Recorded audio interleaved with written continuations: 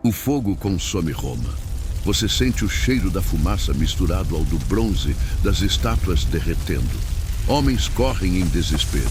Famílias imploram por ajuda enquanto as chamas devoram casas inteiras.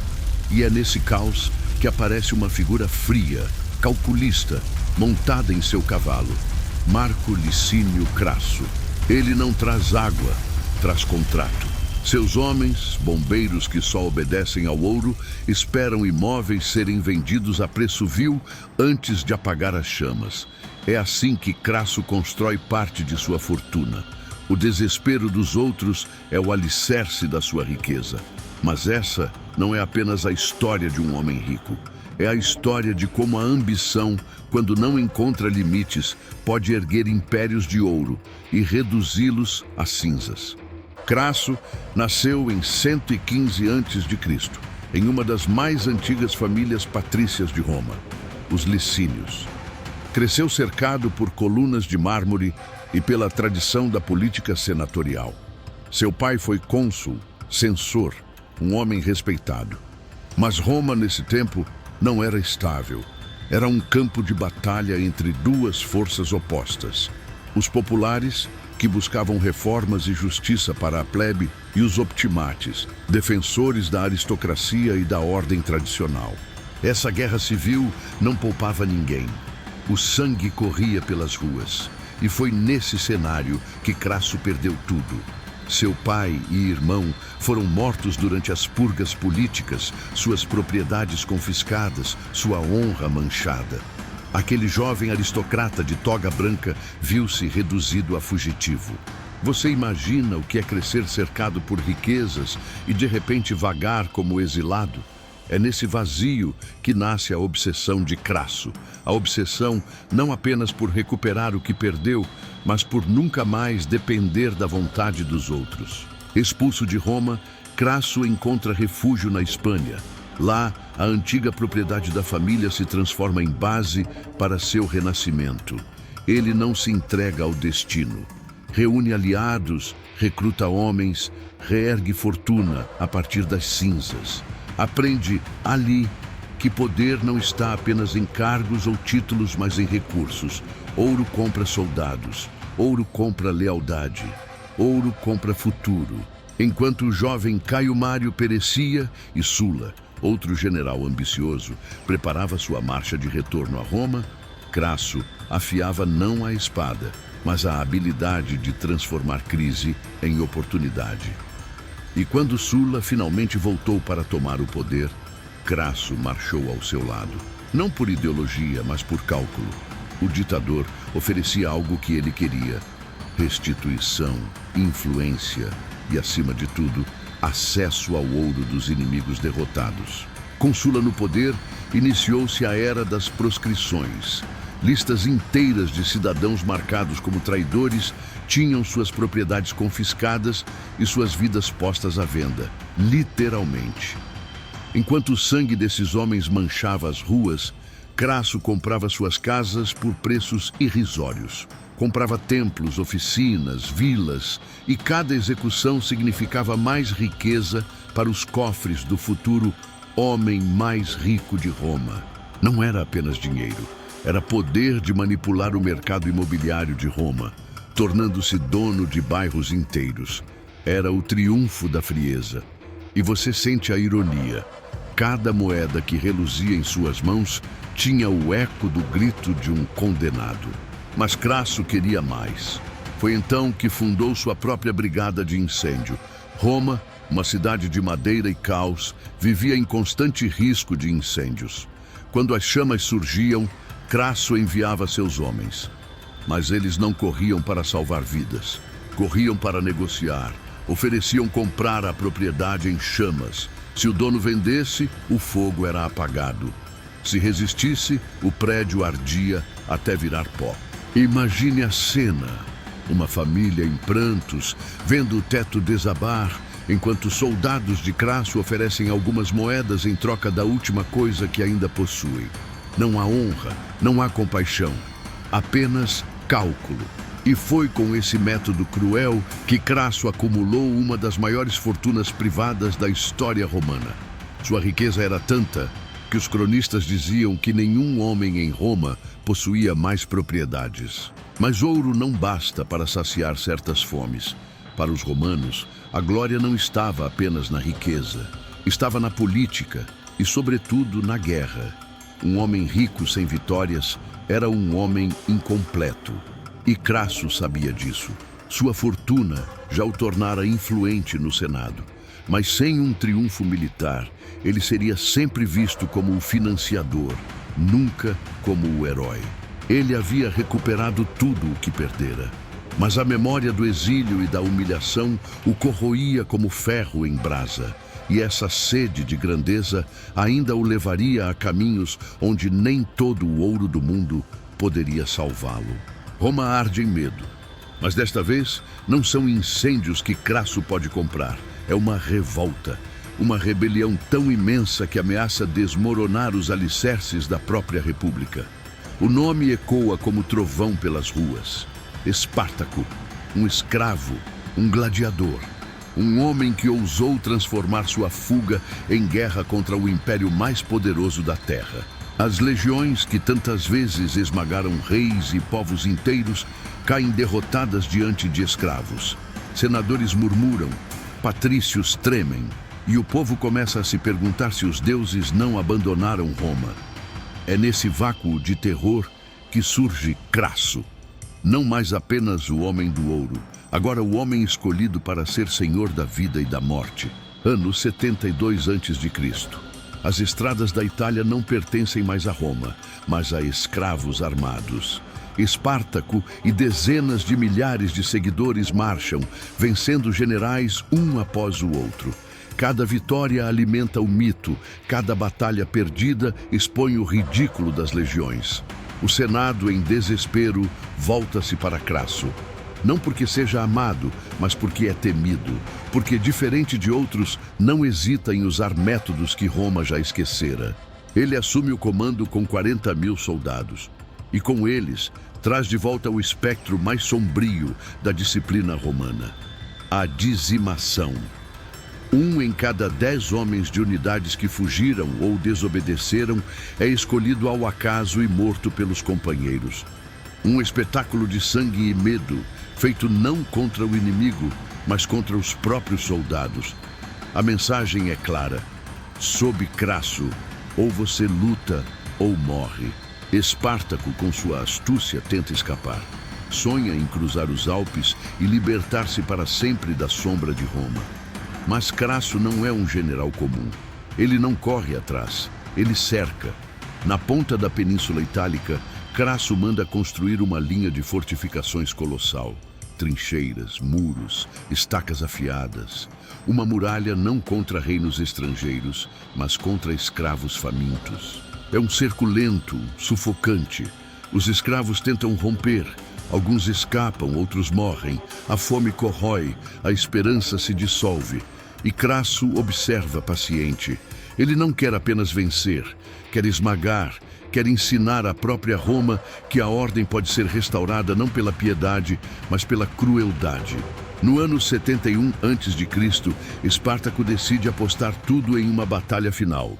Comanda sua gente na linha de frente, lutando como fera acossada. O choque é brutal. Sangue romano e sangue escravo misturam-se no solo da Campânia. Dizem que Espartaco tombou cercado, sua espada quebrada, seu corpo perdido entre milhares. Nunca foi encontrado.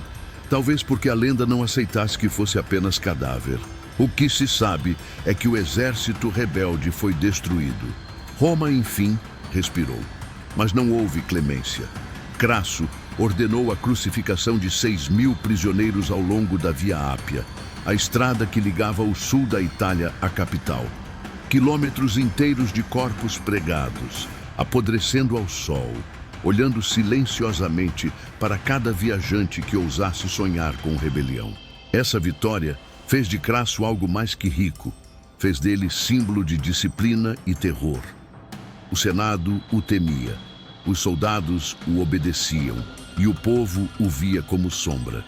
Mas em Roma, nenhuma vitória é absoluta, pois Pompeu, o grande rival, também reivindicava glórias militares.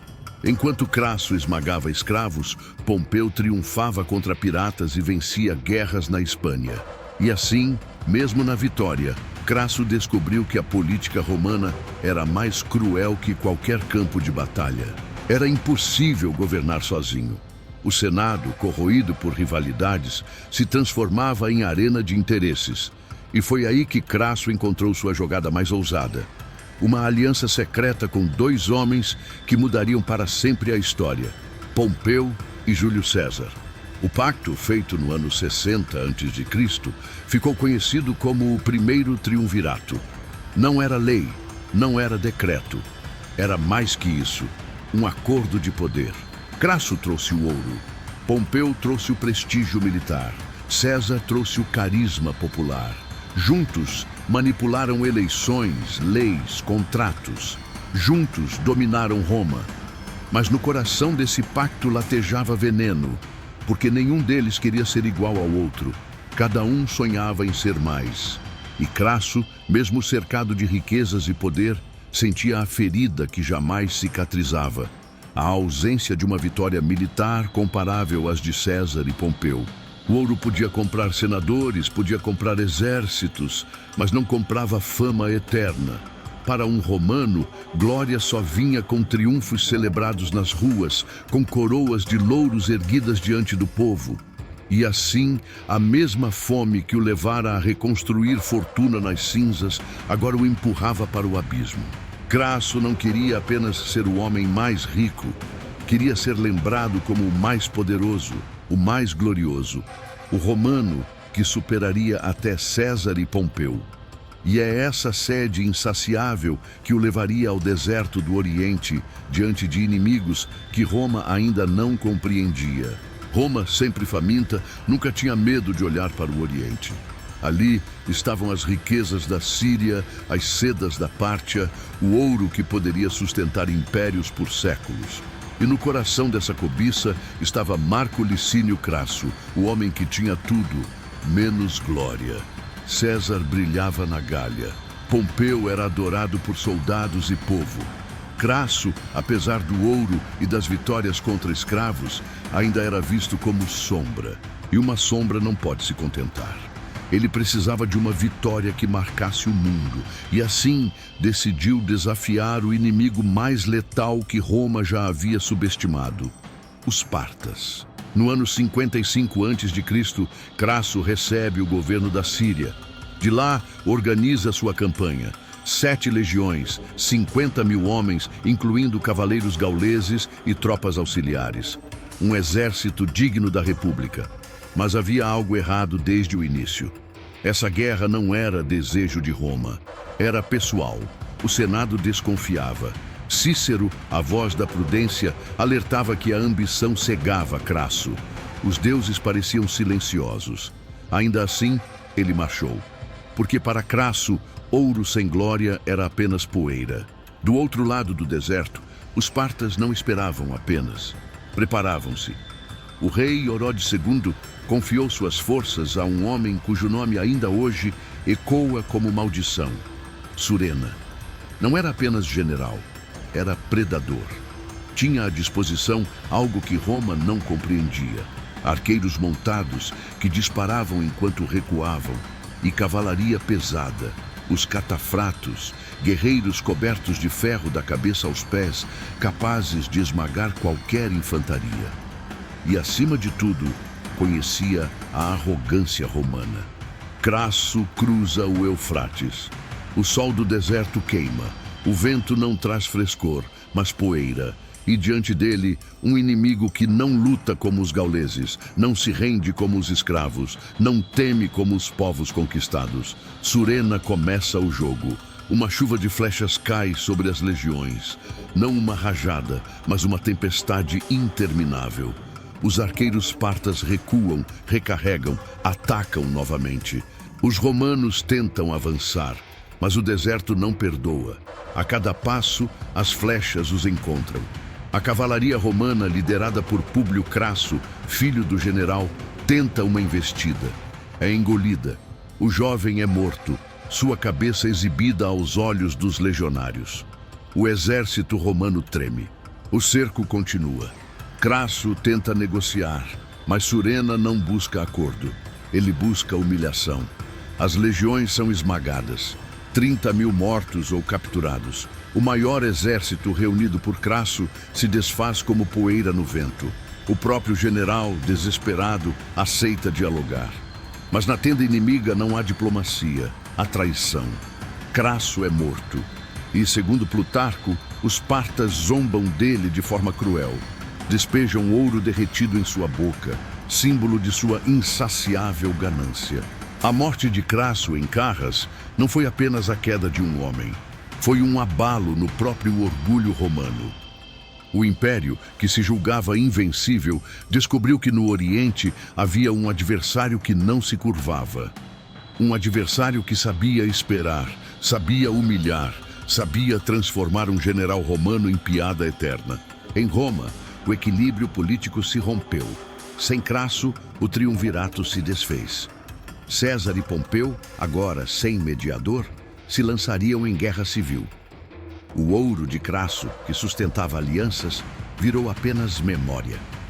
E a República começou a morrer, não em batalhas heróicas, mas na poeira do deserto da Pártia.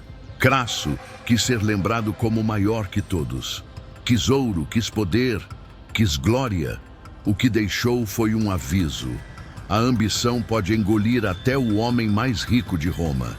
A imagem final não é a de um general coroado, mas a de um corpo traído, com a boca cheia de ouro derretido, rindo silenciosamente para sempre de sua própria ganância.